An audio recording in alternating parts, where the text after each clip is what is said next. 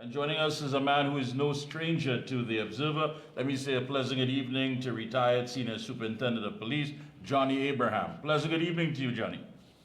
Pleasant good evening to you, Mikee K, and all your listeners abroad, Trinidad and Tobago, and social media, whatever. Thank you so much. I know you've been doing some work in the background. Saturday night, again, not a good night, not a good weekend. Still looking at the numbers. We're talking about what took place in Cocorite at the Powder Magazine Cocorite Extension. 8 persons between the ages of 22 and 39 were injured, and of course, you had those who were killed. And very sadly, very sad indeed. When you're looking at this, I mean, also coming off of what took place at Harp Place, these mass shootings, based on your experience on the job, what are we looking at? Well, I can safely say, without a doubt, these mass shootings appears to me to be gang-related, whether it's contract, whether it's drugs. So, it definitely has to be reprisal for these things. Sorry, not reprisal, there may be reprisal because you're looking at gangs that are armed with sophisticated weapons. And apparently these men are not afraid to shoot nowhere. But Mikey, my concern is that, yes, we had a group of men get shot in a Harp Place and in Carnage. Yeah. Multiple persons died. But when you look at the spread of Trinidad and Tobago, look, today, this morning, I had a double murder in Pinal. So, they may not be killing the group, but they're getting killed every day in each part of the country. There is not a safe zone in this country, not a safe zone. Thank God where I live in still have a little safe zone where I live in. But Mikey, I told the former commissioner in a meeting together with the Minister of National Security when I attended the meeting at Tiaco. I told them that if they didn't get a handle on the crime, last year Christmas, Trinidad and Tobago will get similar to Haiti. And I'm maintaining that. And the bad part about this whole thing, Mikey, is that when these men doing this shooting, they're using getaway car. These cars are not being intercepted. And I don't know for what reason you don't have police at static points. Now listen, every divisional commander would know their area, the ins and the outs. For heaven's sake, I keep saying, put a vehicle static at the entrance to come in your division and the exit. When you lock down that, you know that the perpetrators will remain inside that area. Look, 2 nights ago, a family was robbed in Rio Claro. And I was on the phone, we have a chat. And the informant is saying, listen, my car have GPS, and I'm following the car, and I'm tracking the car via GPS. The car is now heading from Rio Claro to Tableland, to Princestown, the whole of San Fernando on the highway, the whole of Cuba on the highway, the whole of Chaguanas on the highway, and the vehicle was eventually found in Barataria.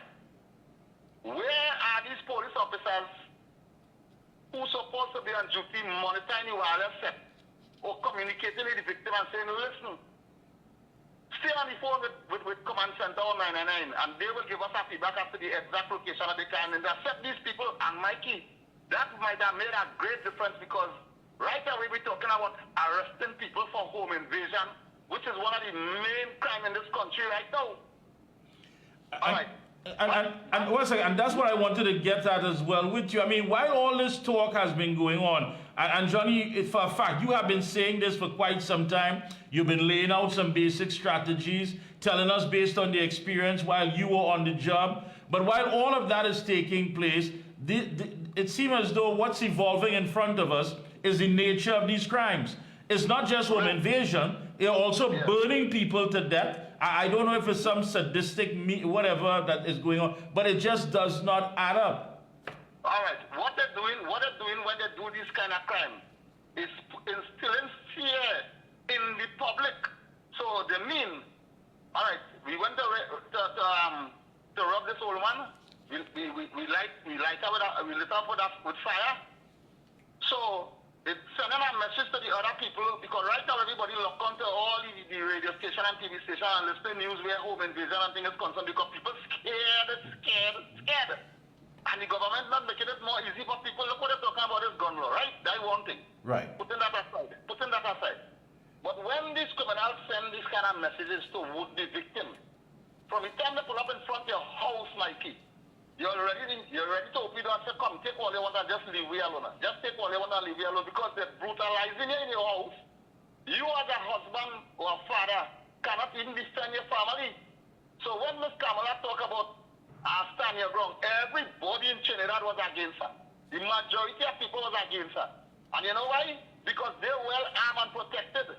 Some of them have private security, some of them have government security. These ministers and them, they don't roll without security. The children going to school with security, from what I gather.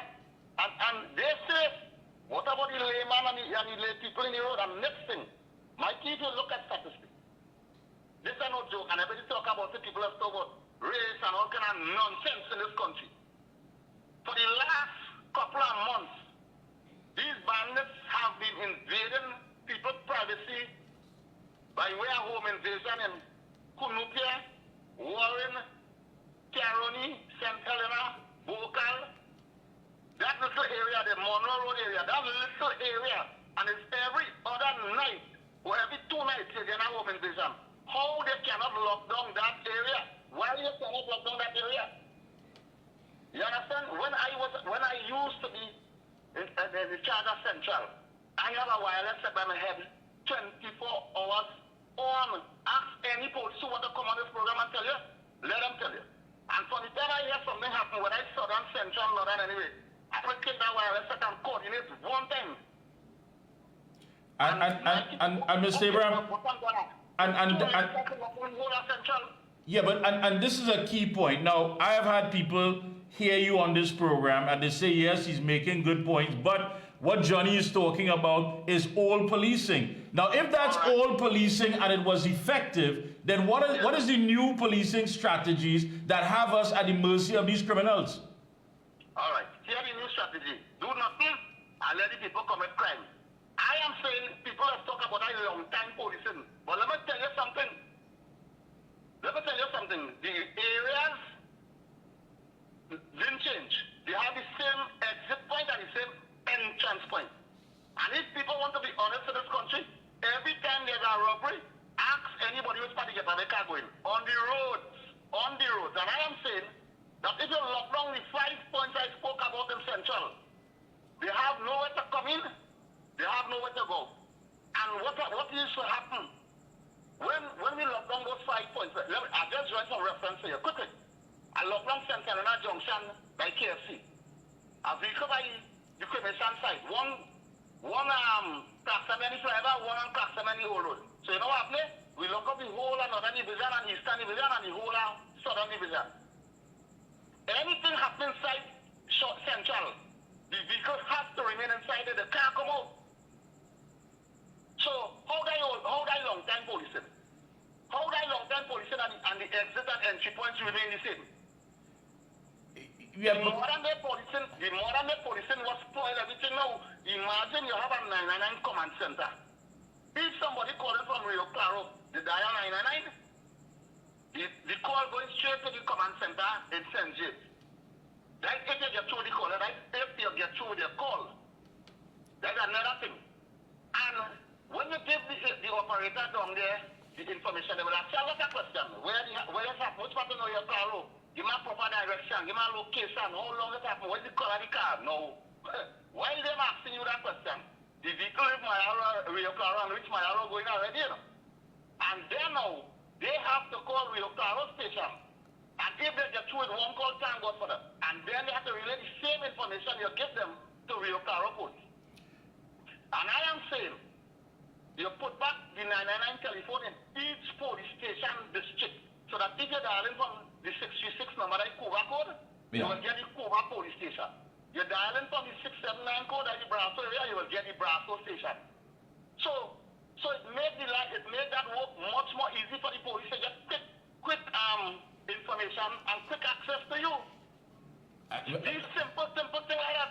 Yeah, but I am certain, Mr. Abraham, people who are now watching this program and listening are saying, but that makes sense. I mean, that's basic fundamental sense. But you have a commissioner of police who doesn't seem to be proactive, who seems to give us this long, drawn-out thing about spirituality, and that's all good and well. I mean, that's fine, if that's your personal belief.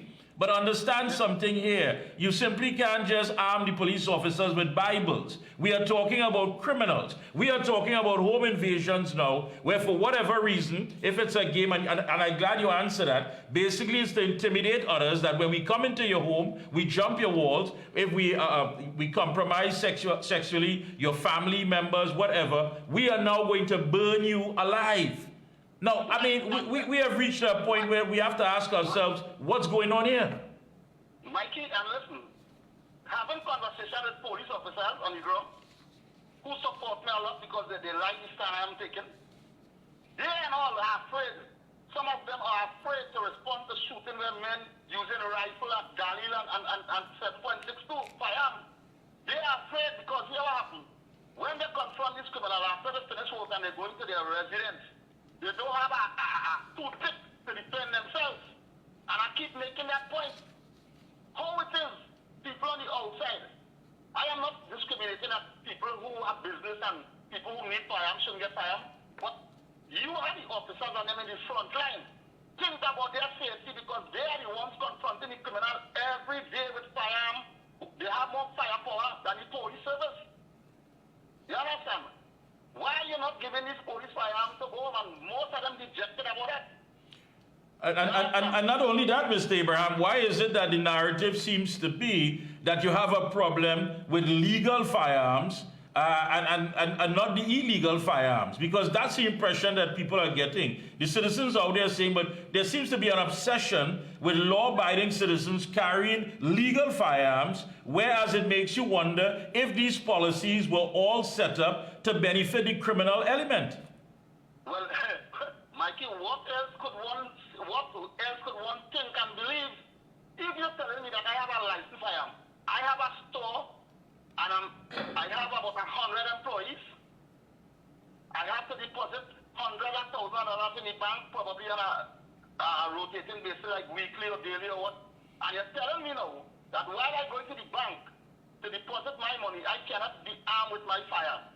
All right? Then the criminals will know, hey, you see that man there, we can't go with that money, that dangerous money, you have a gun, but you know, you go in the bank, some of the lawyers, we can't go with the gun. All right? What they will do, they target you. You're going in the bank, you have no fire, they might snatch your money and run away, rob you. You park your car outside, they might break up the car thinking that you leave your firearm in the car for when you come back from the bank. You're going to church, they say you can't walk with that firearm. I don't know who's going to kill the priest or the congregation. I don't know. You're going in the mall, you can't walk with that firearm. So then, you can't go nowhere with your family. So these people who are making these decisions, I wonder if they're living in Trinidad or they're living in Mars. Yep. And Mikey, another thing is that go ahead. We have leaders upstairs in the hierarchy at the police service. And neither of them was really need nobody with no certain degree of stuff. They just tell you, hey, we have to hit the streets.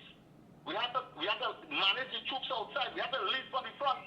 They see us on the ground, they will follow us. We're going into battle. This is nothing like, listen, this is nothing like a little uprising. This is, you're talking about internal war. And I keep saying, you have the people in the army. So why the government can't use and say, listen, the army don't have people who have powers of arrest.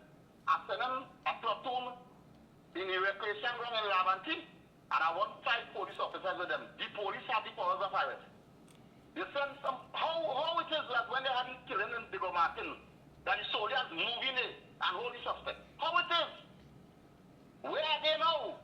Because nobody in the hierarchy and Trinidad and Tobago leadership will make that decision and stand by it. Yeah, but Mr. Abraham, you again getting back to your points, and I think these points are something we have to look at. I mean, all of these things are laid out with a criminal strategy. There's a method that these criminals are using, and you're correct. 100% of the times, there's going to be a getaway car. If you're conducting business and you went into the bank and you become a target, who in the bank is sharing your financial information with the criminals? Now, all of these Yeah. things are going to raise a red flag. One would think then that the hierarchy of the TTPS would say, listen, we have an idea of what the modus operandi is of these citizens. We are going to put a dent in it. We are going to look at you say, at the 5 points. There has to be a car involved. As a matter of fact, there should be community meetings held with senior citizens where the TTPS should have a special squad dealing with those geriatrics, those people who are most vulnerable, because these people are at home. They are prisoners in their own home. They're afraid. They can't leave. And the only thing on their mind is who's going to jump the wall, who's going to come through the window, who's going to kick down the front door, who's going to abuse us, and God knows what else. Now they're burning them to death. So why is the action not taking place in the TTPS when there are so many signals of how these criminals are operating? Right, and you see what's going on. When these criminals go on a shooting spree, I will call it, is 30 and 40 rounds at different caliber you're picking up on the scene. So that's sending a next message to would-be witnesses. Hey, only don't play with me. We armed and dangerous. You understand? Look, they try a situation with the gun court. That comes to naught. Naught. And I am saying if you pass laws in this country and tell a man, listen, we hold you with one wrong ammunition, 5 years jail. When somebody bring ammunition that you tell them, hey, come out my yard with that, I don't want that wrong. But what are they doing? They're charging you $4,000, $3,000. And you're coming back outside and you're getting back in fire because once you start with that kind of situation, you don't want to get rid of it because you know you're vulnerable too. As a criminal, you're vulnerable too for other criminals. You understand? So, Mikey, everything needs to change in this country and people have to be, everybody has to be on board. Everybody has to be on board with this thing. The judiciary, everybody, imagine, look at the evidence in a matter today. That matter is since 2009, 15 years gone. And I must remember everything verbatim, word for word. So after I if I got a computer, 15 years, I live the work nearly 9 years now. So you see, so look at the Nacital. Are you sure it's the Nacital? Yes. But there are people who in custody longer than the Nacital case, 20 years. And they're still waiting on a trial. I don't know why they keep back in this country with everything. And this is all of this thing frustrating the police and all. You understand? And then, Mikey, let me tell you something. Most of the officers willing to work him. But when they watch left and right, sometimes you see the leaders to pull you on him. You understand? Well, I understand. I would think that the mindset of the officers may be working hard enough to remain hired and just good enough not to be fired. Well, right, and some of them just come to work to collect the pay because they have no motivation. Look a simple thing. I'm going back again, people might say, okay, you telling a big man, I give you $200 more your salary, that's 4%. You telling a big man, I give you $400 more your salary. And here what happened? Everything in this country went up by nearly 100% from that time. You had negotiation going on for 10 and 12 years. When a brick was 50 cents in 2013. Today, that same brick is about $10. So your money have no value neither. If you pay these people properly and you treat them good as a human beings need to be treated, you find it has less corruption. More people are motivated to work and come out and do honest work. And all this thing you have to look at is not just one way. It's right across the board. Right across the board. And everybody that say, okay, he's talking about long time thing. I said, take 5 weeks and lock down the whole potential. Ask anybody that. Yeah, but the new time thing ain't working, Mr. Abraham. It's not working. They don't have no ideas. They have no, they run out of ideas. Don't talk for. The government and all, they have no ideas to give the police. Yeah, but while all that is taking place, yeah. I mean, if you cannot secure the citizens, then something definitely has to happen. I mean, you cannot secure citizens. I mean, as you said last night, these two people own parlors. And yes, many times we don't know the entire story, but that doesn't justify the fact that you have people running around with illegal firearms, just shooting because of whatever the reason may be. You have people right now who are so stressed out as far as finance that they're willing to say, listen, I will wash money for criminals. I'll wash money in my personal account. And sometimes when you read the papers, you say, well, I know this person. Did they get into something? And all of these things, one would think that would throw up a red flag that the TTPS would say, listen, we understand exactly what's going on here. We know what the methods are, we know what the process is, and we're going to put a dent in it. But we're not getting that. We are just not getting that. As a matter of fact, we have 203 murders for the year already, Johnny. 203. Let me tell you something. Let me tell you something. I used to drive a marked police vehicle, a Navara. I'm not going away without that. I'd never had a driver in police service. Right? So I drive at all ranks for myself. I alone is to be in a police vehicle, going all part of China, doing anything, chasing robbery and all until I get back up. Right? No. I used to talk to everybody on the road you meet. The man who's selling nuts, the drug man, the prostitute. You're talking to the man who's selling bananas on the side of the road, the man who's selling coconut, the man who's selling doubles. And let me tell you, in those days, we didn't have no such a cell phone. I used to call the station and say, listen to me. Call the gas station man, X place, and tell them, look out for vehicle number so and so for me. They just had a robbery and the vehicle heading in that direction. And Mikey, book your bottom dollar. That man will call the station and say, yes, Mr. Abraham, no, the car pass. The car no pass and it heading so and so. You know what? People, we are arrested in that canal. We had network with people. Now, you find police officers have all the glass up in the vehicle. They passing everybody, whoosh, whoosh, whoosh. No morning, no evening. You tell a police officer, hey, get that man your number. Boy, that's my personal phone and all this that nonsense. Everybody in China must get my phone because when I go meetings, I should tell everybody on the air anyway, my number is so and so and so and so. If you call me and you're talking nonsense, I don't want to hear you hang up the phone. And it was important for communication with people, and that is what made the police service a place that you could learn so much, and you could help people so much, just by not being selfish. Because if, you see they're talking about community, you're having community meeting with the police and them, where they're going? They're going in areas that don't have no set time, and the people is wanting over and over, we need patrol, we need water, we need pavilion, we need night. Why they don't go in the hotspot and keep these meetings, let people pong them out? The lack of police patrol, things like that. You understand?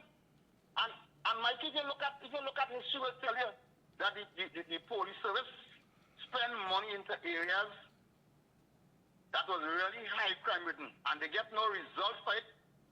Right? Hearts and minds, Ravanti. Same thing, same way, all the time. You're spending money in enterprise with youth club and so on. Same thing. Some people might you felt some mud, some might stick on some people. But the thing is that you have to also have hard policing. You're having soft policing, yes, but you have to have it hard too. You could be harsh, but still friendly. I agree with you. Mr. Abraham. I don't know. No, it's not that time for kids' gloves, Mikey. This is war. Of course. War. Of course. I mean, you're talking about mass shootings. It means that in the psyche of these criminals, if it's a matter of turf war, if we have to take down 15 or 25, it doesn't matter because the criminals will ensure that their objective is met and their interests are taken care of. Who's going to make sure our interests and safety is going to be taken care of? Look at next thing. You know that because some innocent people who are not involved in anything getting murdered now. Because why? They were the crowd. Now, whoever they went to kill probably was not even there, but they sent a message. They sent a message. And that message is, yeah, if we can't get you, we'll get your family. Mr. Abraham, I want to thank you so much. Any closing comments? Go right ahead. All I can say to the officers who are working hard, continue working. Help is on your way. Help is on the way. I know I'm saying help is on the way. Right? Continue working hard. And I just tell them anybody need a little advice, they could always call me. They know my number, they'll call me. So, and protect yourself and your family at all costs. Mikey, look, the most amount of people that for United sometimes is 2 hours. I always watching up and down the road. Not because I'm fearful or anything, but I want to be ready. You understand? Of course. Yeah. I want to thank you again. Good night to all the listeners and so on. Thank you. Thank you so much, Mr. Abraham. Appreciate that.